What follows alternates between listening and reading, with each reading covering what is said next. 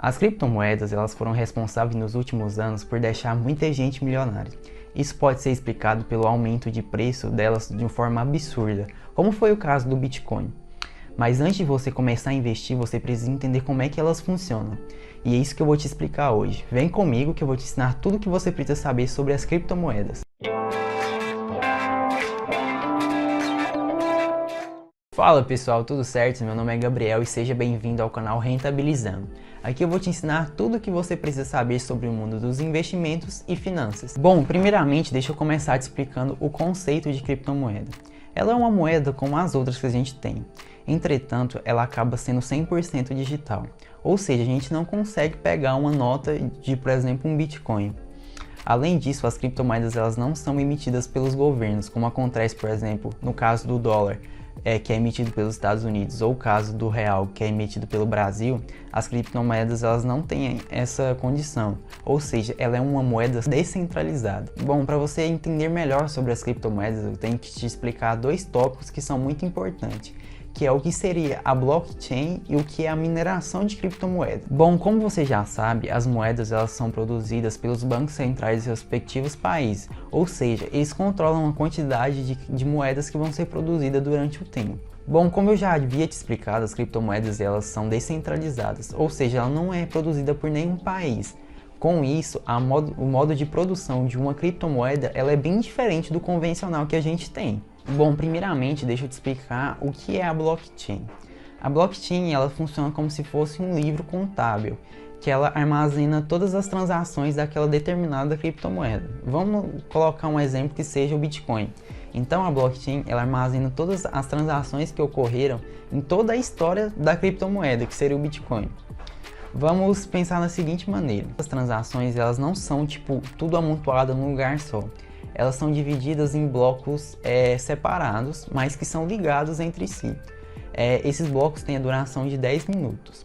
E o primeiro bloco ele vai se ligando ao segundo, ao terceiro e assim para sempre. Ou seja, desde o início, o primeiro bloco ele é ligado até hoje ao último bloco. Vamos supor a seguinte situação: o primeiro bloco ele foi criado. Vamos supor que ele tinha sido criado à meia-noite. Então todas as transações que ocorreram da meia-noite até a meia-noite 10 foram armazenadas naquele bloco. Depois que fechou meia-noite 10, aí foi ligado ao segundo bloco, que era da meia-noite 10 às meia-noite 20. Então todas as transações que ocorreram naquele bloco ficaram armazenadas nele. Então isso aí vai ligando uma cadeia de um bloco ao outro. Isso é uma grande revolução porque isso traz uma segurança imensa, já que se alguém quisesse hackear essa criptomoeda, ele teria que hackear desde o primeiro bloco até o último. O que seria, assim, vamos dizer, meio impossível dados nos dias atuais, né? Bom, pessoal, mas antes dessas transações serem colocadas dentro desse bloco, elas precisam ser validadas. E essas validações, elas ocorrem da seguinte maneira. Há uma rede de computadores que resolvem problemas matemáticos super complexos para poder validar essas transações. Em qualquer pessoa que tem um computador, ela pode fazer isso, mas funciona da seguinte maneira: quanto maior for o hardware desse computador, mais rapidamente ele pode resolver esse problema matemático. E quanto ele resolve, ele vai ser recompensado com determinada quantidade de criptomoeda. Então essa é a chamada mineração de criptomoeda. Entretanto, toda criptomoeda ela tem um fornecimento máximo de unidades. Ou seja, quando chega esse fornecimento máximo, não vai ser mais possível entregar essas recompensas para as pessoas que conseguirem resolver esses problemas matemáticos. Então, como essas criptomoedas elas têm um fornecimento máximo, ou seja, vamos supor que eu tenho uma criptomoeda que o fornecimento máximo seja 1 bilhão de criptomoedas. Então, com o tempo, uma maneira que eles conseguiram de achar para não ter uma escassez tão grande fosse assim: com o passar do tempo, as pessoas que fizessem essa mineração, ou seja, resolvessem esses problemas matemáticos, elas iam ganhar cada vez menos criptomoedas por ter feito isso. Vamos supor a seguinte situação: vamos supor que em 2015 eu minerasse, ou seja, eu resolvesse esses problemas matemáticos, e a cada problema matemático que o meu computador resolvesse, eu ganhava 4 bitcoins. Aí vamos supor que em 2018 isso mudou. A cada problema matemático que eu resolvesse, eu ganhava apenas 2 bitcoins.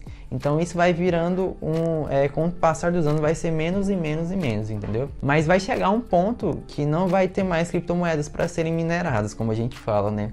Então uma saída que eles acharam é porque tem gente que paga algumas taxas para que as suas transações elas sejam prioritárias, ou seja, elas sejam verificadas mais rápido. Então é isso que os mineradores no futuro vão acabar ganhando. Bom, agora deixa eu explicar para que as criptomoedas servem. Em primeiro lugar, as criptomoedas antigamente elas só foram pensadas como uma recompensa para esses mineradores, como eu já te havia explicado. Entretanto, atualmente essa visão mudou. Hoje em dia elas podem ser utilizadas como meio de troca para produtos e também consumos de serviço. Outra função que com o passar do tempo as criptomoedas elas adquiriram foi ser um lugar bom para colocar uma reserva de dinheiro, já que os investidores viram que com o passar do tempo elas podem ter uma grande rentabilidade. Mas vale lembrar que em si as criptomoedas elas não são investimentos, já que elas não garantem rendimentos de juros. Então com todas essas informações surgiram muitos lugares que aceitam as criptomoedas como forma de pagamento, surgiram também fundos de investimentos que investem em criptomoedas e outras diversas oportunidades relacionadas às moedas digitais, o que podem no futuro crescer muito o mercado delas. Bom, as criptomoedas elas podem ser compradas nas chamadas exchanges, que são lugares onde vendem e compram criptomoedas. Embora elas sejam descentralizadas, é bom sempre você comprar em lugares que, tipo assim, tem uma credibilidade maior. Já que com o aumento das pessoas falando das criptomoedas, existem muitos sites que são golpes, que querem pegar só o seu dinheiro. Então algumas exchanges que eu te recomendo é a Binance, a Hotbit e também a Coinbase. Essas são as mais seguras no mercado atualmente. A variação do preço das criptomoedas elas funcionam da seguinte maneira. Quando uma criptomoeda, por exemplo, ela começa a ser bem falada, ela começa a entrar no Ibope, as pessoas tendem a começar a investir nela, o que faz com que o seu preço aumente. Da mesma forma acontece quando a criptomoeda é mal falada e as pessoas começam a sair das suas posições que eles têm nela e aí o preço começa a cair também. Bom, deixa eu te falar agora quais são as principais moedas dentro do mercado das criptomoedas. Em primeiro lugar, a gente tem o Bitcoin, que é o mais famoso, né, desde sempre. Em segundo lugar, a gente tem o Ethereum. Em terceiro lugar, a gente tem a ADA Cardano. Em quarto lugar, a gente tem a Tether. E em quinto lugar, a gente tem a BNB. Assim como acontece na vida real, que a gente pode guardar, por exemplo, o nosso dinheiro dentro da carteira ou num banco, na criptomoeda a gente tem dois tipos. A gente tem as carteiras virtuais e as carteiras físicas. As carteiras virtuais, normalmente são as menos seguras. Elas podem ser em forma de app ou em forma, por exemplo, no navegador, por exemplo.